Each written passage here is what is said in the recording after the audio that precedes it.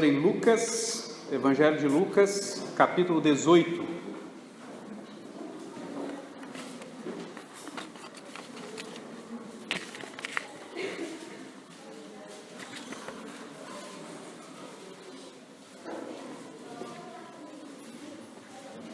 Evangelho de Lucas, capítulo 18,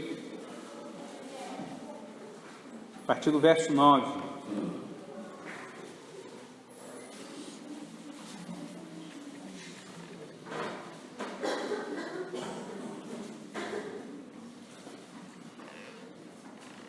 A palavra do Senhor nos diz assim: propôs também esta parábola a alguns que confiavam em si mesmos, por se considerarem justos, e desprezavam os outros. 2 homens subiram ao templo com o propósito de orar, um fariseu e o outro publicano. O fariseu, posto em pé, orava de si para si mesmo desta forma: ó Deus, graças te dou, porque não sou como os demais homens, roubadores, injustos e adúlteros, nem ainda como este publicano. Jejuo 2 vezes por semana e dou o dízimo de tudo quanto ganho.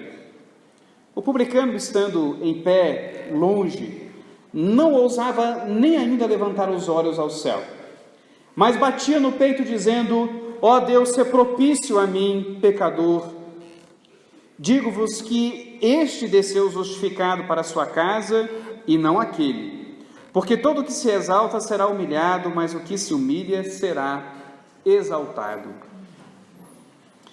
Continuando, irmãos, a falar sobre a questão da justiça, vimos como trabalha a justiça de Deus e desde a última semana estamos vendo como trabalha a justiça própria. Como são aqueles que vivem na ilusão de que são justos.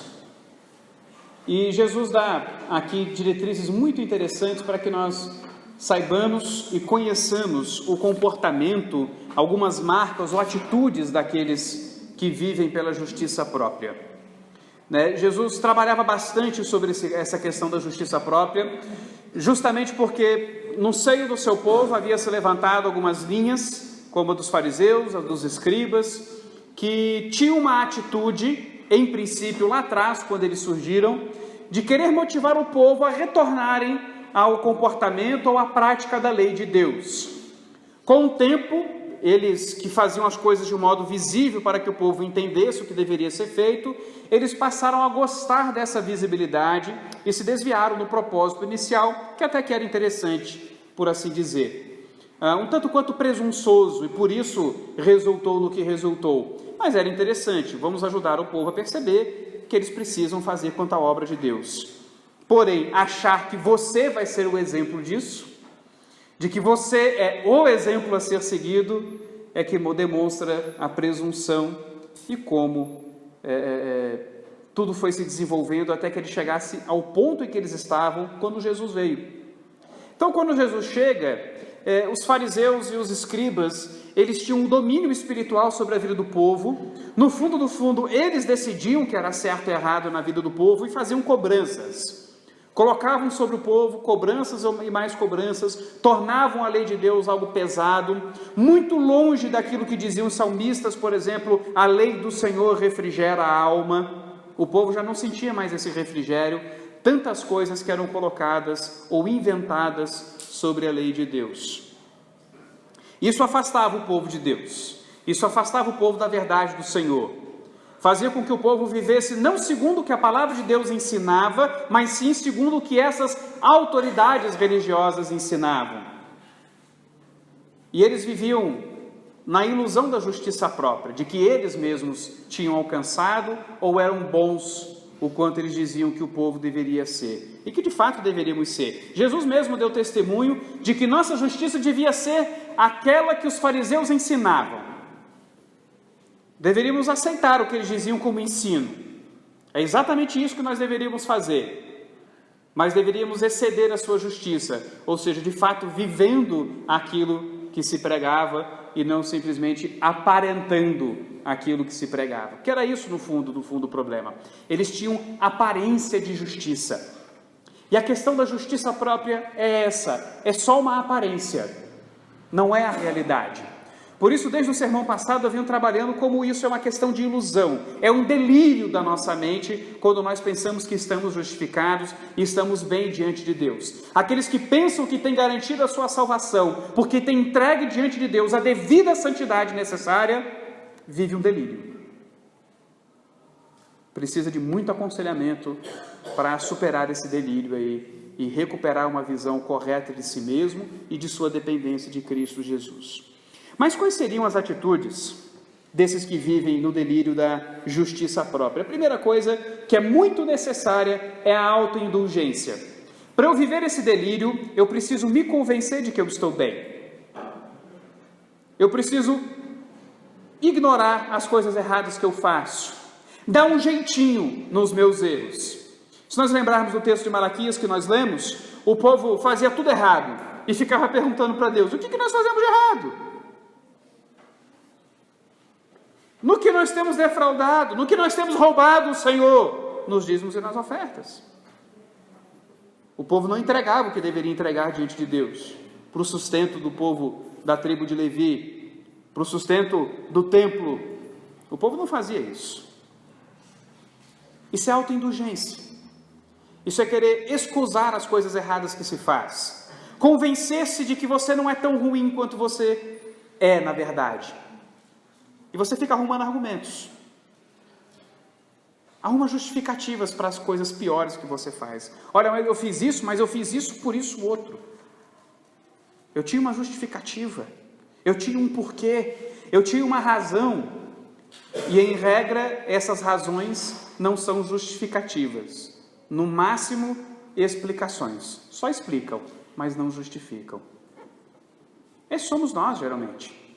Fazemos as coisas erradas, mas querendo, não, peraí, eu fiz isso, mas, olha, foi ele que fez primeiro. Ó mãe, foi ele que começou. Foi meu irmão, ele me mordeu primeiro, por isso eu enfiei a faca nele. Parece brincadeira, mas perceba o quanto nós estamos longe da justiça. Geralmente, quando nós nos convencemos que aquilo que as pessoas fazem é o suficiente para justificar as coisas erradas que nós fazemos, em regra, passamos na medida. Não fazemos o que é justo com a pessoa. Não usamos o olho por olho, dente por dente. Não. Olho por um beliscão. Se me der um beliscão, eu furo o teu olho. Se você cuspir em mim, eu arranco todos os seus dentes da boca. Tem gente que acha que olho por olho, dente por dente se trata de vingança. Não!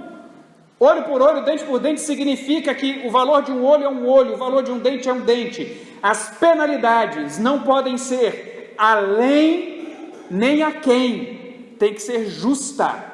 Isso significa olho por olho, dente por dente. As pessoas aí querem interpretar como se fosse uma questão de vingança. Não, a vingança é, quando alguém te dá um beliscão, você mata. Quando alguém te dá uma fechada no trânsito, você vai lá e dá um tiro. Isso é vingança. Porque ela parte da sua justiça própria. Ela parte de um sentimento de que você é muito bom. Afinal de contas, você é um autoindulgente. Tudo que você faz de errado tem uma justificativa. Portanto, você é o santo dos santos. Como alguém se atreve a mexer com o santo dos santos? Esse é o sentimento que vem no coração. Haja orgulho. Então pense bem, você pode até não ser um fariseu da vida e viver o tempo todo na justiça própria, mas com certeza você, assim como eu, tem lá os seus momentos, um tanto quanto recorrentes.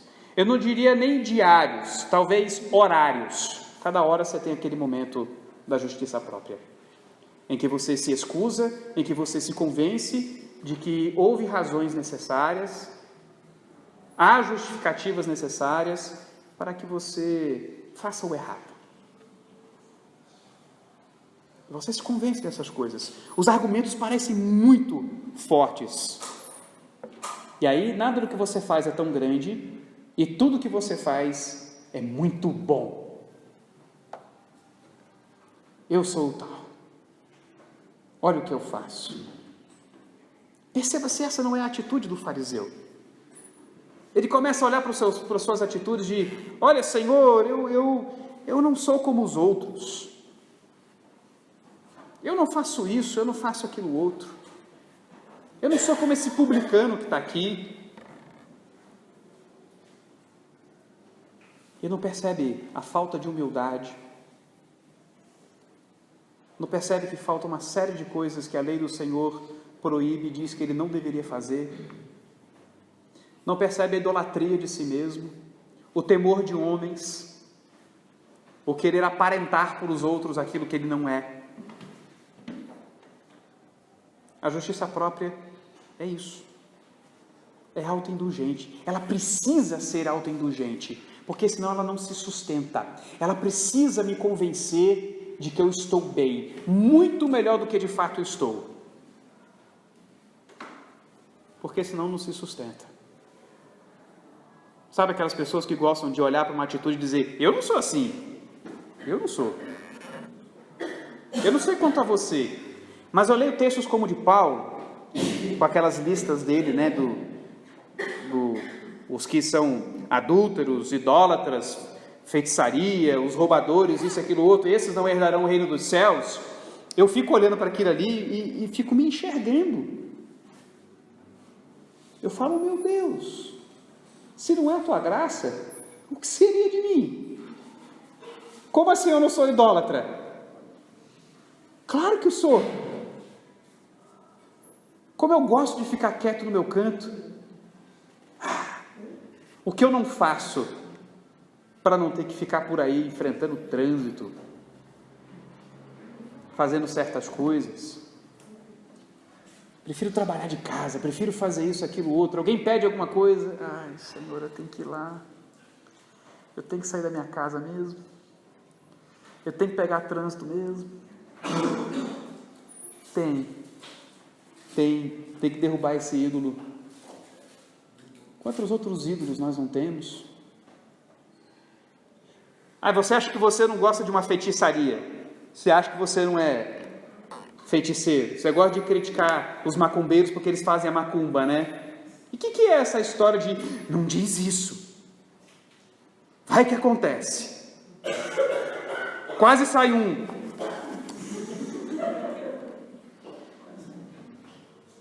Mas não diz. Bate na madeira. Ai.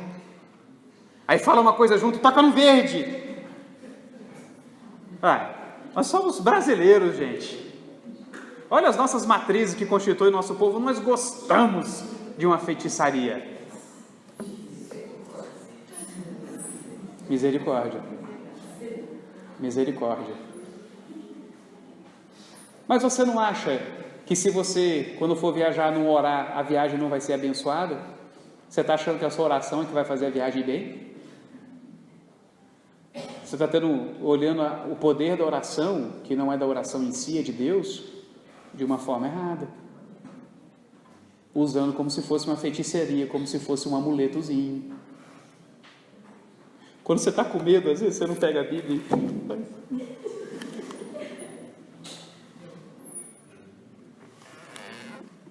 Será? Você não pega o Salmo 91 e fica repetindo: aquele que habita na sombra do Altíssimo, aquele que habita na sombra do Altíssimo, aquele que habita na sombra do Altíssimo, como se isso fosse resolver. Como se o problema fosse recitar palavras e não confiar em Deus. Perceba, nós somos feiticeiros. Confiamos num poder que não é de Deus. Nós somos tudo aquilo que Paulo diz, que não herdarão o reino dos céus. Se vivêssemos por justiça própria, seriam por esses pecados que nós seríamos reconhecidos diante de Deus. Mas é interessante que, estando em Cristo, eu não preciso mais esconder do fato de que eu sou idólatra, de que eu sou um feiticeiro, de que eu sou um mentiroso, de que eu sou um ladrão, de que eu sou um adúltero. Eu não preciso mais me esconder dessas coisas. Basta eu ir para a cruz e entender que nela a graça de Deus me reconciliou com Ele por meio de Cristo. E agora eu não preciso mais me enganar, dizendo que eu não sou essas coisas. Eu só preciso me convencer que, de fato, em Cristo, eu estou remido e lavado de todas essas coisas. Meus pecados estão cobertos. Amém. Segunda atitude de quem vive pela justiça própria, como esse tal fariseu aqui, como eu e você, ou como você e eu, é que costumamos desprezar os outros. Veja que Jesus foi muito fatativo quanto o que estava sobre o coração desse fariseu enquanto ele orava, que era o de desprezavam os outros. Ele diz aí no verso 9, por se considerarem justos e desprezavam os outros. Essa parábola está expressando algo que Jesus estava vendo acontecer. Não era algo que funcionava dentro da parábola de Jesus. Era uma representação daquilo que Jesus via. Estava mostrando o quão estúpida, o quão absurda era a atitude desses que viviam por justiça própria. Se achavam tão bons que não tinham nem amor ao próximo. Pelo contrário, desprezavam o próximo. Nós lemos aqui sobre aquele jovem que era cego de nascença, foi curado por Jesus. E aí os fariseus, olhando aquilo tudo, os doutores da lei, ao invés de se alegrarem com ele, ao invés de virem que Deus havia feito um milagre em sua vida, que aquele jovem agora tinha sua visão feita, porque ela não foi refeita, restaurada, porque ele nunca teve, né? Ele nasceu daquele jeito, ele teve sua visão feita, agora ele pode fazer algo que ele nunca fez, e tudo que eles conseguem fazer é desprezar aquele jovem, porque ele era resultado da obra de alguém que eles odiavam. Cadê o amor ao próximo? Eles se diziam discípulos de Moisés. Mas não foi Moisés que escreveu em Levítico, ama teu próximo como a ti mesmo? Se eu não me engano, no capítulo 18 ou capítulo 19. Está lá na lei. E eles não amavam aquele jovem. Eles não deixaram que a alegria de ver alguém cego de nascença agora vendo, tomasse conta do seu coração, mais do que o desprezo que eles tinham por Jesus, mais do que o desprezo que eles tinham por aquele próprio jovem ali. Você é todo nascido em pecado e quer nos ensinar? E eles eram nascidos em quê? Eles também foram obras do Espírito Santo? Concepção do Espírito? Assim como Jesus? Não dá para entender. Eles não leram os Salmos, eles não leram Davi falando que sua mãe o concebeu em pecado, e em pecado ele nasceu. Enfim, na verdade, eles eram discípulos de si mesmos. É o que Jesus testemunha sobre eles. Porque eles desprezam todos os outros. Em última instância, eles estavam desprezando Moisés, a quem eles diziam ser discípulos. Era desprezo pelo jovem cego, era desprezo por Jesus, era desprezo por Moisés. O resultado era desprezo pela graça de Deus. Não queriam viver pela graça e não se alegravam da graça de Deus se manifestando na vida dos outros. Não. Tudo que se faz é se achar melhor, se achar diferente dos outros. Ele sim, eu não. Eu não sou como ele. Eu não faço como ele. Eu não ajo como ele. São melhores que os demais.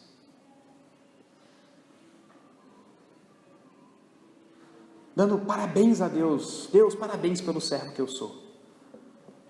Parabéns, porque eu não sou adúltero, porque eu não sou isso, eu não sou como esse publicano, eu não sou como os demais homens. E como nós muitas vezes nos colocamos nessa postura? Não chegue perto de mim que eu não sou da sua laia. Não é não? Eu não me misturo com essa gente.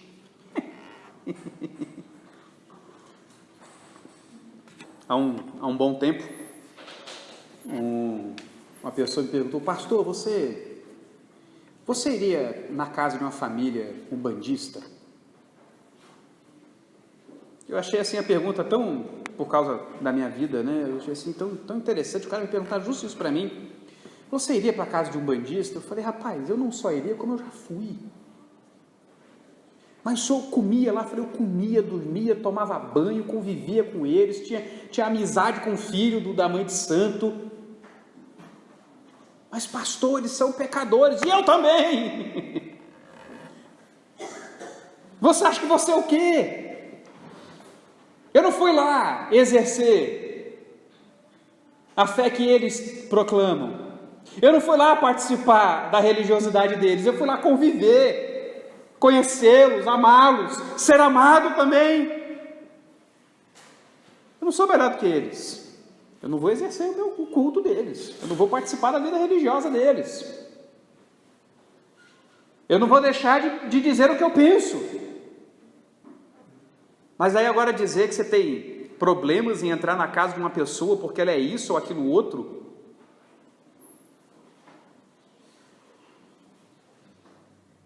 É interessante isso, porque nessa época eu frequentava a casa dessa mãe de santo, porque o meu pai era um bandista, e o terreiro dela era na parte de baixo do terreno. Ela tinha uma casa lá em Jacarepaguá, tinha o terreno, era em aclive, né, ou declive, dependendo da perspectiva, e lá embaixo ficava o terreiro, logo junto da entrada do terreno. Você subia na rampa, tinha a casa deles, a casa desse casal, da mãe de santo, e a casa de seus pais, mais um pouco acima. Uma casa grande, tinha piscina, tinha tudo, era bonito lá o lugar. Eles tinham uma loja lá de carros, ganhavam muito dinheiro, não tinha nada a ver com o terreiro, o dinheiro que eles tinham, não.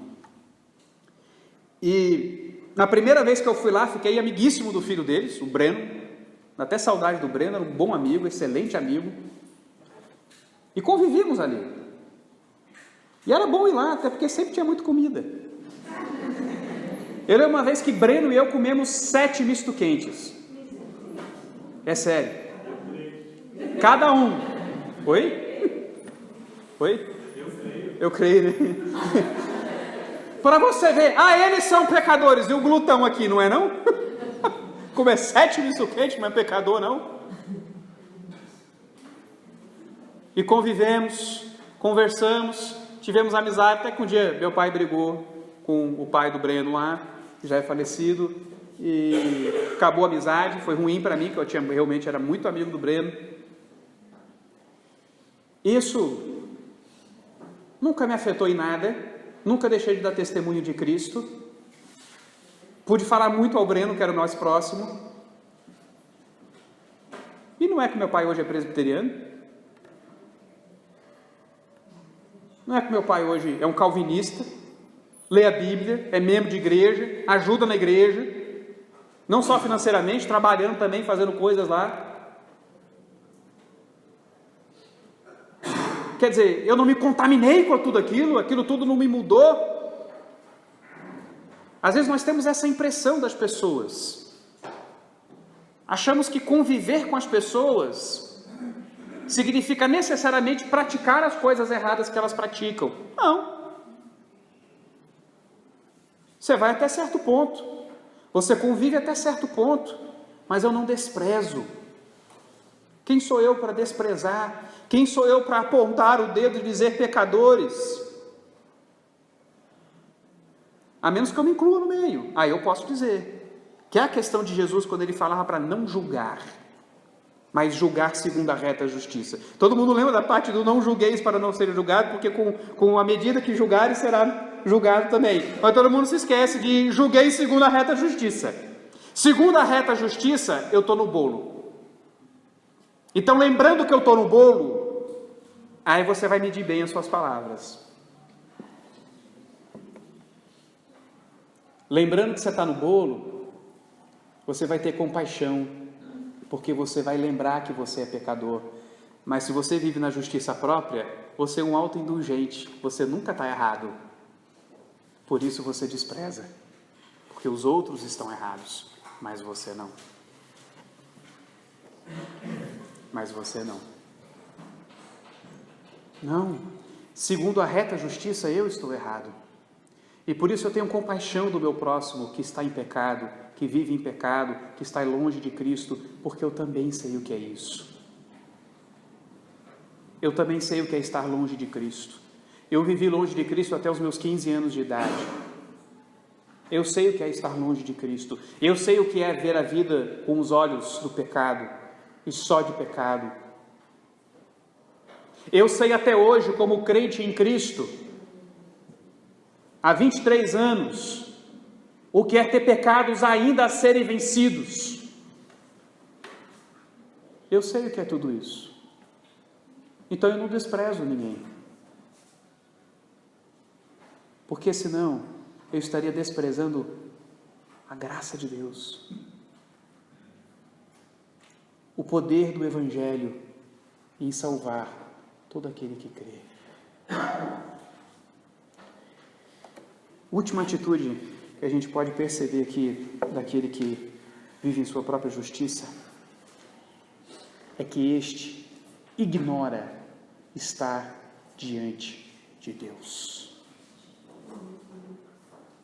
Você ignora que está diante de Deus. Veja que interessante como Jesus descreveu essa oração. Foi uma oração de alguém que orou de si para si mesmo. A ideia aqui é de alguém que orou e o objetivo dele era ele mesmo ouvir a própria oração. O alvo da oração dele não era que Deus escutasse, mas ele mesmo. Ele ama o som da sua própria voz. Ele ama dizer que ele é isso, que ele não é aquilo outro. Porque ele está ignorando que ele está diante de Deus. Quando nós ignoramos que estamos diante de Deus, nós pensamos realmente que somos muito bons. Perdemos a noção de Davi. Senhor, Tu conheces a palavra antes que ela me venha e me chegue à língua.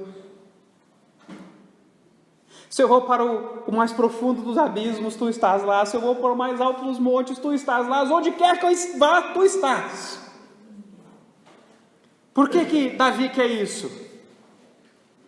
Porque ele sabe que só Deus pode sondar o seu coração plenamente e ver se há nele algum caminho mau. E é claro que havia. Nós estamos falando de Davi, um adúltero assassino, coberto pela graça de Deus. Que quando teve o coração quebrantado pela exortação de Natã, humilhou-se diante do Senhor. Porque diante de Deus não pode haver o orgulhoso. E aquele que ignora estar diante de Deus, ignora o fato de que Deus resiste ao soberbo. De que Deus odeia aquele que pensa que está mais próximo dele, o que é como ele, e não que é mais um entre os pecadores. Porque esse que ignora que está diante de Deus é o que despreza, é o que se excusa o tempo todo. Os fariseus, eles tinham isso. Viviam dessas aparências. Viviam dessa noção de que o que importa é o que as pessoas estão vendo. Quando Jesus pregou no Sermão do Monte, ouvistes o que vos foi dito, ouvistes o que vos foi dito, ele falava desse ensino deturpado dos doutores da lei daquele tempo, que tiravam o sentido profundo da lei de Deus, tornavam mais raso, porque esse é o ponto. Eu preciso tornar raso, eu preciso tornar a coisa fácil, porque senão vai ficar difícil ser autoindulgente. Então eu preciso abaixar o nível de Deus, me elevar até lá em cima, ignorar que eu obedeço à lei de Deus diante de Deus e não diante dos homens. Por isso, basta não matar, basta não tocar na mulher no modo adúltero. Enquanto Jesus interpreta a lei corretamente e diz: eu, porém, vos digo, aquele que odiar a seu irmão em seu coração, já é réu de assassinato. Aquele que olhar de modo impuro para a mulher do próximo, já é adúltero. Porque a lei de Deus não se faz de aparências, porque Deus não vê aparências, Deus vê o coração. É até interessante que o segundo mandamento, qual é mesmo? Segundo mandamento? Não, segundo mandamento. Não farás para ti imagem ou escultura de nada que há acima nos céus, ou embaixo na terra, ou nas águas debaixo da terra. Nem lhes prestarás cultos, não as adorarás, nem lhes prestarás cultos, nem se ajoelharás diante delas. Essa noção de transcendência de Deus, ou seja, de que Deus está além, não podia ser quebrada por você fazer uma imagem. Deus quer que você perceba que não é pelas aparências, Ele é Espírito e a aparência nunca foi o referencial de Deus, como é para nós. Tanto o povo tem esse referencial, que quando Moisés ficou um tempo a mais no monte, o que eles fizeram? Bezerro de ouro. Alguma coisa para olhar, alguma coisa para tocar. Mas em Cristo, aquilo que é visível fica claramente sem sentido. O culto, o louvor a Deus já não é mais no templo ou no monte, é em espírito e em verdade. A aparência, o lugar, isso não importa. Mas aquele que ignora estar diante de Deus, o que importa é a aparência. Olha, ninguém viu, está tudo bem. Como ninguém viu, Senhor, ainda bem que eu não sou como os outros homens, roubadores, injustos, adúlteros, ou ainda como este publicano, traidor do povo. É interessante Jesus ter usado o publicano aqui, porque os fariseus, tidos como as autoridades, aqueles mais próximos de Deus, os publicanos, os traidores do povo, se venderam para Roma, roubavam do próprio povo. Mas Jesus diz que aquele que aparentava justiça não desceu justificado como aquele que era todo pecador, mas cuja postura revelava que ele sabia que estava diante de Deus. Esse é o pobre de espírito. O pobre de espírito é assim, ele sabe que está diante de Deus, e ele sabe que diante de Deus não há nada em suas mãos. Ele vive pela justiça da fé, ou seja, de mãos vazias, porque sabe que tu não tem nada para entregar, mas você confia que Cristo fez a entrega necessária. Eu estou diante de Deus, não diante dos homens. Eu estou diante daquele que vê o coração, e é aquele que se faz parâmetro para mim. Mais uma vez recorrendo a Levítico, disse Deus: sede santos, porque eu sou santo.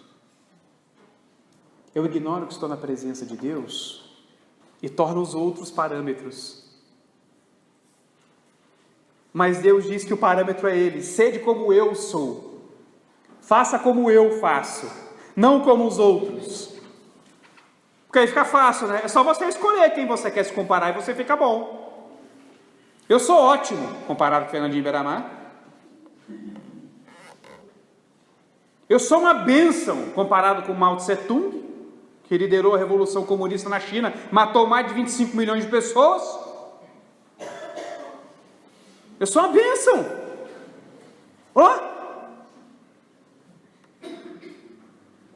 Mas mesmo olhando para essas figuras, a nossa distância para Deus é algo tão gigantesco, que eu estou muito mais próximo de um Fernandinho Beiramar do que de Cristo.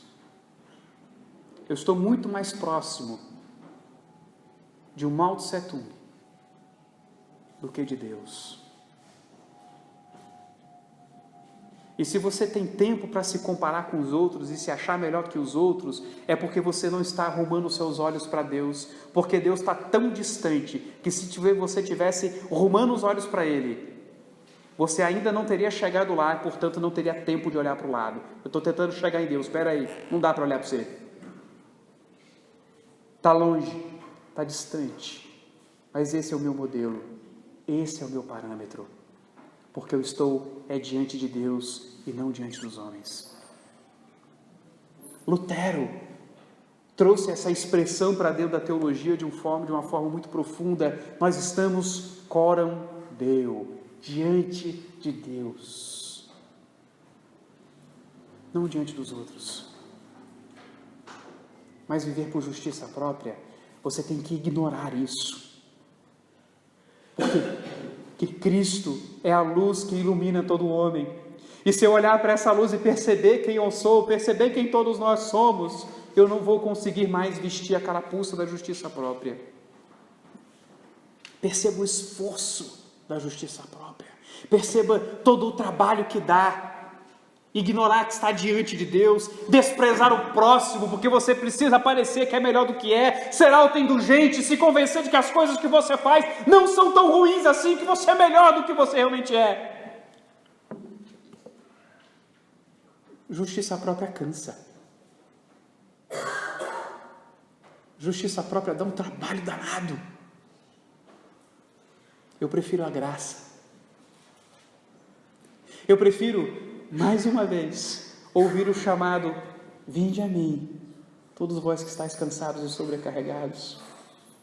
Se os fariseus pudessem entender o chamado, porque eles colocavam a carga sobre o povo humilde, e eles estavam cansados e sabiam do seu cansaço, e puderam ouvir a voz do bom pastor. Mas os fariseus estavam tão cegos em seu delírio de que eram bons, que não percebiam a própria canseira em que viviam e que não estavam alcançando o que tanto almejavam. Os fariseus eram absurdos, mudavam a lei de Deus. Eles criaram aquela história do Corban, que se teu pai ou tua mãe quiser alguma coisa de você que você não quer dar, você diz Corban, isso vai ser dedicado ao Senhor, e assim você não precisa honrar teu pai e tua mãe, não precisa obedecer aos seus pais quanto a isso. Criaram um jeitinho para você desobedecer a lei. Até isso eles criaram. Porque o que importa é a aparência. Então, se parecer espiritual, se parecer piedoso, tá bom. Pai, mãe, isso é Corban. Não preciso fazer. Bonito, né? Estamos diante de Deus, meus irmãos. Subterfúgios não funcionam. A única coisa que funciona diante de Deus é a cruz do Calvário. Isso funciona. É a justiça da fé. É a graça. É somente Cristo. É a promessa da palavra de Deus. É a glória que é entregue tão somente a Deus. Mais nada. Não seja autoindulgente. Não despreze o próximo. Não ignore que você está diante de Deus. Vamos ficar de pé. Vamos orar, irmãos.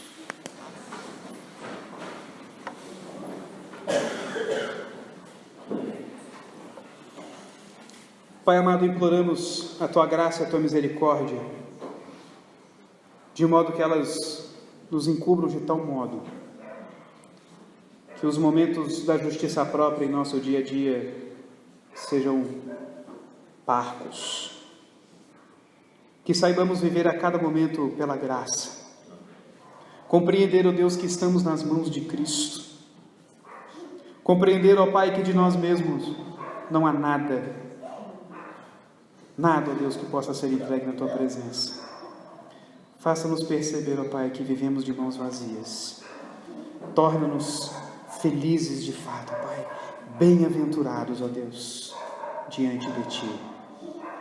Quebranta nosso coração, tira-nos dessa canseira, ó Pai, que vivemos muitas vezes, tentando nos convencer, tentando, ó Deus, justificar coisas que são injustificáveis, ignorando pecados que precisam ser vencidos, desprezando o nosso próximo como se fôssemos coisa muito melhor.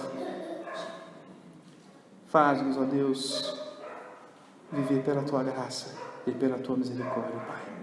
Em nome de Jesus. E agora, irmãos, que a graça do nosso Senhor Jesus Cristo, O amor de nosso Deus e Pai, a comunhão e as consolações do Santo Espírito de Deus estejam com todos vós, povo de Deus, espalhados sobre a face da terra, hoje e pelos séculos dos séculos. Amém.